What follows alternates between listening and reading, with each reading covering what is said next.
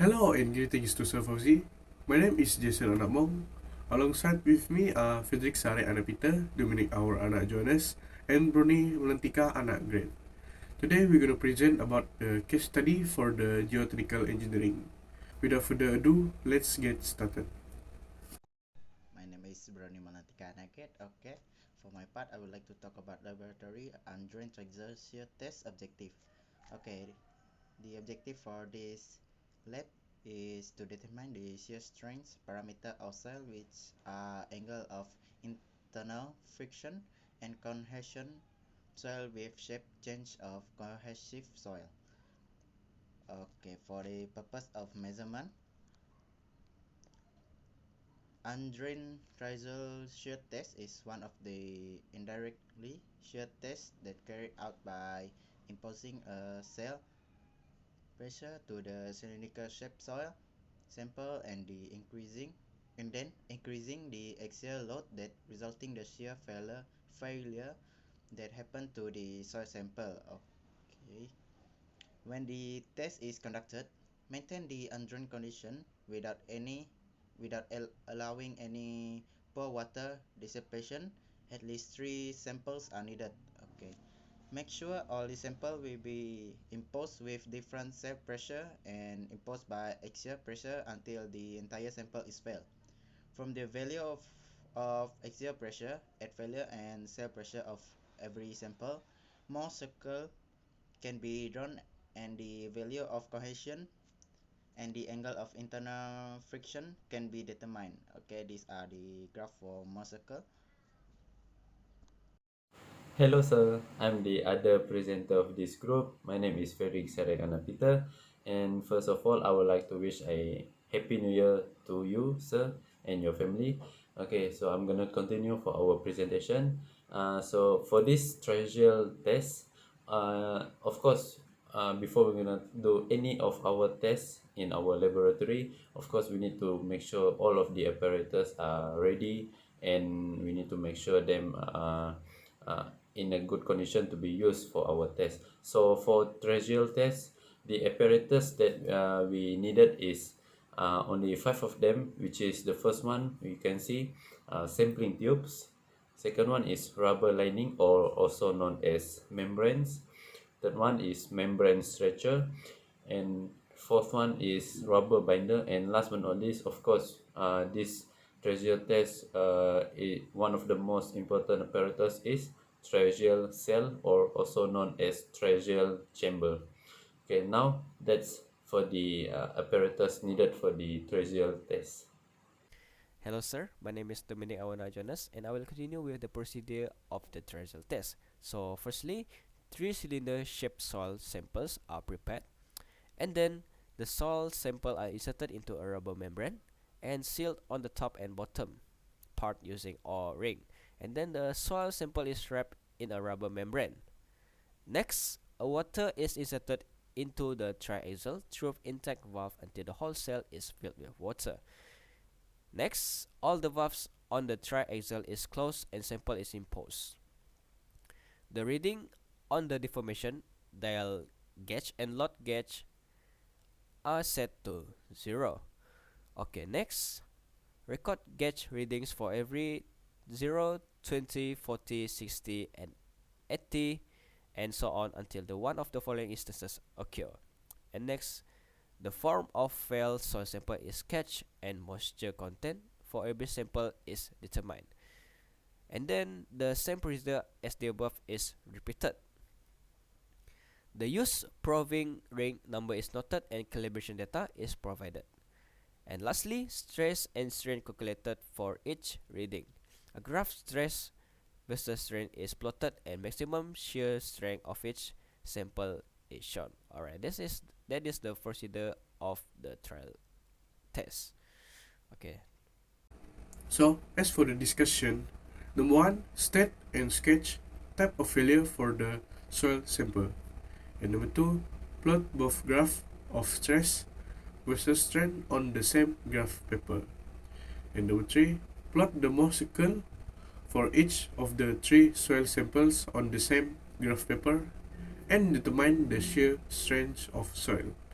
And number 4, What is the advantage of this test compared to other tested in finding the soil strength? Okay, for the data of the tracial test, we must find the original area first. To determine the area, so we know that the formula of area is equal to A equals to pi times diameter square divided by 4.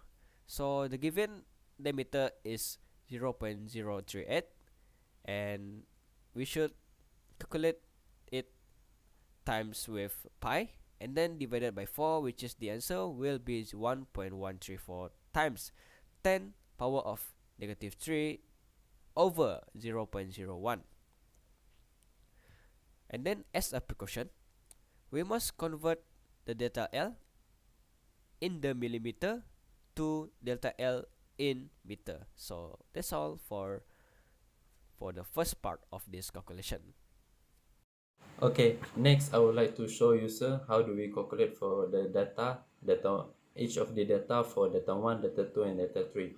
Okay, now we have a deformation gauge, loading gauge, area, normal stress, and strain. Okay, how do we find each of these data? So we take example from the second data, which is from 20. Okay, data L, uh, 20. In order for us to find data L, we have 20 times 0.01 as the formula are given. Okay, the answer for that value is 0.2, and remember that this delta L is in mm, so we need to change it directly into meter. So the answer will be 2 times 10 to the power of negative 4. Okay, so settle for the formation gauge. Next we have loading gauge. We have parts and loading. Load P. Okay, how do we find load P? We take the value of 2 times 0.0167 equals to 0.033. Now that's for load P in kilometer. Okay, next we have area. So the formula for area is the original area times length of sample base. We divide it with length of sample base, but then we minus it with delta L. So let's take for example 0.001 in bracket 0.076, we divide it by 0.076, we minus delta L. So we take the value of delta L just now that we have converted into meter, which is 2 times 10 to the power of negative 4. Now that's we will get 0.001. Okay, now that's for area. Next we move to normal stress. How do we calculate it? We take the value of load just now, P, 0.033, we divide it with area. Okay, so 0.001. Okay, the answer is 33. Okay, last but not least, we move to the last column, which is strain. Okay, in order for us to find strain, we have delta L divide delta L, we divide it with length of sample base. Okay, which is 2 times 10 to the power of negative 4. We divide it with 0.076, so the answer will be 0.003. Okay, so that's how we calculate each of these data for all of the data 1. We have data 2. Okay, and then we have data 3. So the way we calculate it for each of the data is all the same. There are nothing different. Okay, so that's how we calculate our data. So this is the graph for the stress versus strain. As you can see right here, the devious stress for the data 1 is 334, and for the data 2 is 501, and the highest devious stress is data 3, that is 775. Okay, next is the calculation for each data to find major normal stress. To do that, minor normal stress is added by the elevator stress to find the major normal stress. So this calculation is repeated for each data to find the major normal stress. Okay, next, I would like to explain how do we do graph for motorcycle. Okay, it is all based from our table here. We have our minor normal stress, our deviator stress, our major normal stress. Okay, in order for us to find major normal stress, we calculate the minor normal stress value and the deviator stress value. For example, for soil sample of number 1, we have 50 and 330. We plus it together, and then it will give the value for major normal stress. Okay, so it is the same for soil sample 2 and soil sample 3. Okay, how do we plot this value? So for graph of motorcycle, we need to use the value of minor normal stress versus major normal stress. Okay, so let me just explain how do we get motorcycle. The so for the first soil sample just now, which is 50 and 380. Okay, we plot 50 first. Okay, as you can see, the smallest motorcycle graph. We plot 50 and then we plot 380. We plus it together and then we divide it into 2 in order for us to find the center point. Okay, after we know the center point, which is 250, we take our painting term, or also known as jangka lukis, and we make a circle from that center point just now. So it is the same for data 2 and data 3, and now we have the 3 of the more circle. And now the last thing we want to do is we do the intercept line. Okay, intercept line is very important for us to find the cohesion and the degree. Okay, so for this more circle, we have found out that the C is 50 kilonewton per meter and the degree is 35. Okay, this lab has its advantages itself, and the advantages of the tracer test is compared to other tests in finding soil strength is the first one is the stress distribution on the failure plane is uniform. Okay, for the second one, the specimen is free to fail on the weakest plane. The third is there is complete control over the drainage. Next, the fourth, pore pressure changes and the volumetric change can be measured directly. Okay, for the fifth, the state of stress at all intermediate stages up to failure is known. The motorcycle can be drawn at any stage of shear. Okay, for the last one, which is the sixth, this test is suitable for accurate research work and the apparatus adaptable to special requirements such as extension test and the test for different stress path. Alright, the next part of the calculation is referring to a square footing. So we have given that the Q is 300 kilonewton, and then the depth of footing, which is the Z, is 1.5 meter, and then it is given that the gamma is equal to 18 kilonewton meter cube. So for the factor of safety is 2.5. Alright, so we have determined the C is equal to 50 kilonewton and then 35 degree. As you can see right here in the table right here, for the 35 degree, degree of 35, it is given that the NC is equal to 57.75, the NQ is 41.44, and lastly the NAY is equal to 45.41. Okay, as the first step of this solution for this